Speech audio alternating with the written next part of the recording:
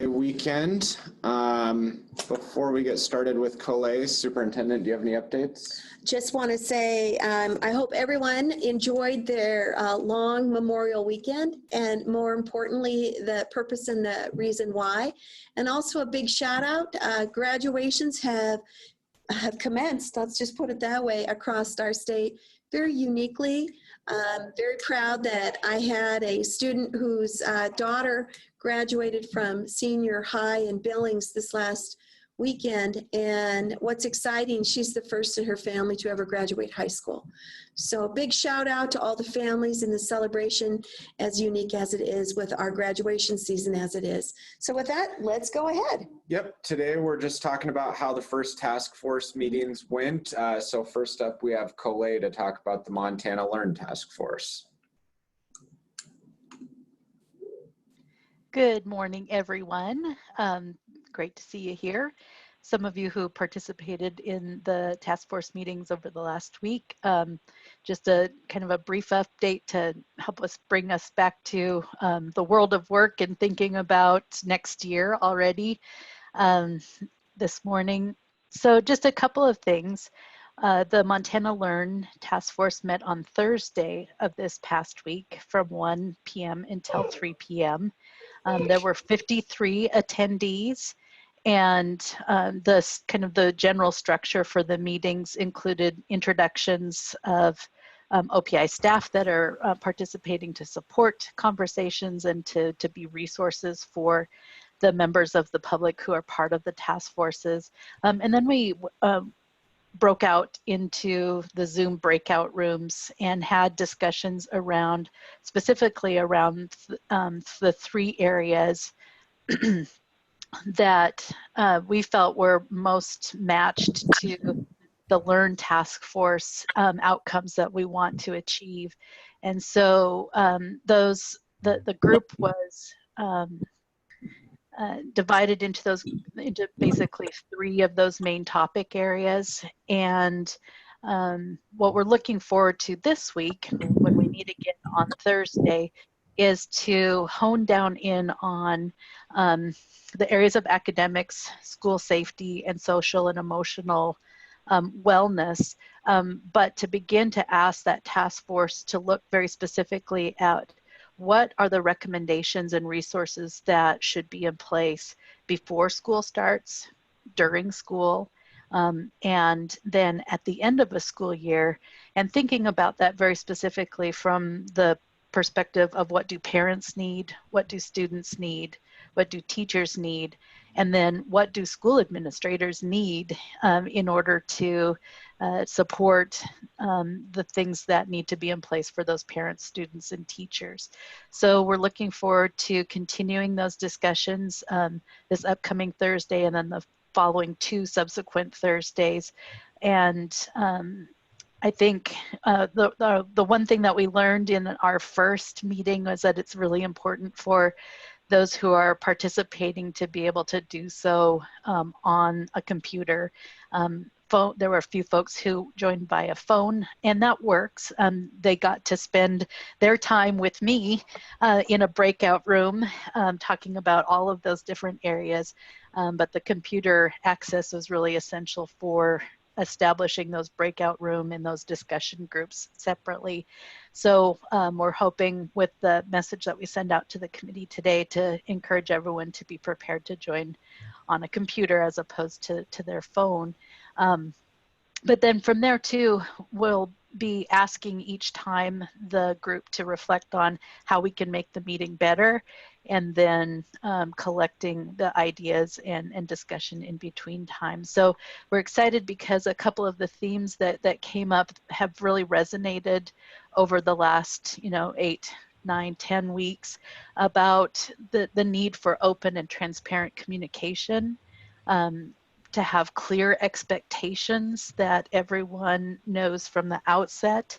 And that goes for parents, what's expected of parents, what's expected of students, what's expected of teachers. And so I think that theme will continue through our discussions, as well as really paying attention to what can we do better to support the needs of students who have special needs or need learning supports that whether they're a special education student or have other health or well-being needs as well. So I'll just kind of leave my summary at that and say that we're really looking forward to the next 3 sessions and to have a report out finally to this group and to the school staff and public by the end of July. So if there's any questions, let me know. Otherwise, I'd be happy to turn it back to Dylan for our next speaker. Thanks, Colette. Are there any questions for Colette? All right. Before we move over to Julie, let me share my screen just real quick. We revamped. Can everyone see the screen? Colette, can you see my screen? Yep. Okay. Sure can. We revamped the COVID-19 page. It's now reopening Montana schools. So right up there at the top, we've got the link to the 2 task forces, and we'll be plugging in additional information that's more forward-looking for the coming school year. So you can find all the information about these 2 task forces. On this page, we'll be dropping all of the meeting information in here. So there'll be the Zoom recordings, the handouts, the recommendations, the notes. So, you know, feel free to direct any of your constituencies to this page, and this is where we'll be putting all the information for both of the committees. So with that. And this next meeting is this coming Thursday then? Correct. Yep. Perfect. We've got meetings every Thursday for the next 3 weeks. Mm-hmm. So moving pretty quickly. Thank you. With that, we have Julie Mergel to talk about the Montana Flex Task Force. Good morning, Dylan. Can you hear me? Yes. Okay, perfect. Thank you. It's good to see all of you. And so I just wanted to capture again kind of the purpose of the Flex 20 group. And so really the essence of the Flex 20 is that we know the current state and federal policy environment was built to service a more traditional school model, and that the COVID-19 pandemic has highlighted the various forms of friction between what educators need to enable and empower continuity of learning and what policy encourages or allows. Flexibilities provide relief from state and federal policies and regulations that put up barriers, and flexibilities allow students to keep on learning and educators to rethink and transform education, drive that kind of change, build capacity, and support student health and well-being. And so while the Montana Learn Task Force is meeting 4 times, we're only meeting 3 times. And Montana Learn is charged with thinking about how can learning be different, both during and after this crisis for educating our Montana youth. We're thinking about what could be done differently or what needs to be in place to reopen our schools. Whereas the Flex 20 group is thinking about each idea and asking ourselves, what if? And thinking about these ideas, we're noticing our thoughts that come to mind.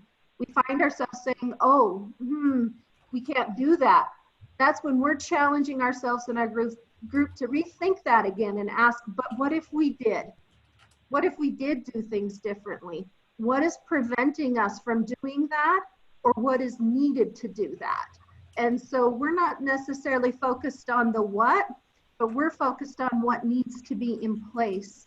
So if, for example, what if we focus each hour on student learning instead of seat time, which is a very traditional model to be focused on seat time? Our current way of doing school is organized around a dominant culture view of time to sit, time to learn, time to move to the next class, time to test, etc. So the Flex 20 group, our task is to think about that example. What if we were to focus more on learning rather than seat time? What might be getting in the way of focusing on that in terms of policy or regulations? Are there policies or regulations that need to be waived to focus on learning rather than seat time? What policy and regulations do we already have in place that we need to exercise or just don't know about? Or what policy or regulations do we need to put into place to encourage and empower educators to focus on student learning instead of seat time? So overall, the Flex 20 group, we're pulled together to focus on those flexibilities that promote those opportunities for student success, to clarify or communicate existing policy flexibilities that are already in place, or to consider potential waivers in key policy areas to enhance those experiences as we prepare for fall. So that's really our charge as the Flex 20, which is a little bit different than the Learn group.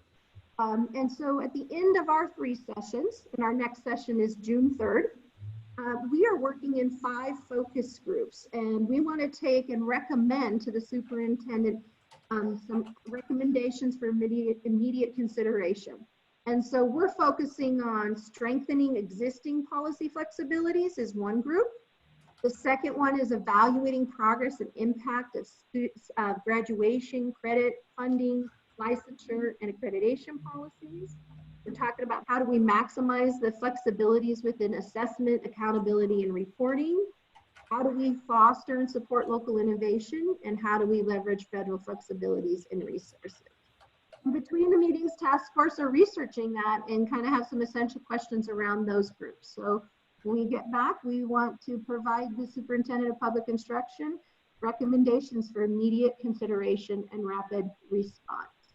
But I just wanted to take the time today to just kind of share how Flex 20 is a little bit different than our Montana Learn Task Force, that we're charged with thinking about what's getting in the way, what needs to be put into place, what needs to be waived, and all of those considerations as we think about flexibilities for our local schools as they continue to move forward. That's all I have for you today. We look forward to the group coming back together on June 3rd. They're busy doing their homework within all those different groups. So thank you, Dylan. And I can see some of the people on this group are in that. So I'm here to answer any questions that you might have right now, and also available via email or phone call. Thanks, Dylan. Thank you, Julie. Are there any questions or comments for Julie, or in general, if you participated in any of these task forces, any feedback? That was all we had on the agenda today, was kind of discussion of these task forces. Screen frozen. Well, if not, we know everyone's busy getting caught up after the long weekend. I believe this Thursday is the last time that we'll meet for our twice a week, and then we're going down to once a week or once every other week? Once a week, yeah. So. Superintendent or Cheryl, any final thoughts? I just want to say thank you. We have very strong leadership here at the OPI within Colette and Julie, and they're very accessible. So if there are any questions that are coming from your associations or any questions at all from the public, please put the information into Colette or Julie's hands so that we can quickly answer these questions. The other part of this is the CARES dollars will be on the agenda for Thursday, and hopefully that will be opening the applications on that date so that we can get our dollars distributed to schools. I know Montana is leading the way in this, and we're very pleased that we have the ability to get these precious dollars into the hands of our school leaders and our school boards. So with that, any other comments to add at all? Hopefully everyone had a good Memorial Day weekend and some reflection on how fortunate we are to live in this state and live in this country. It's a great privilege and a great blessing to be Montanans in the US of A.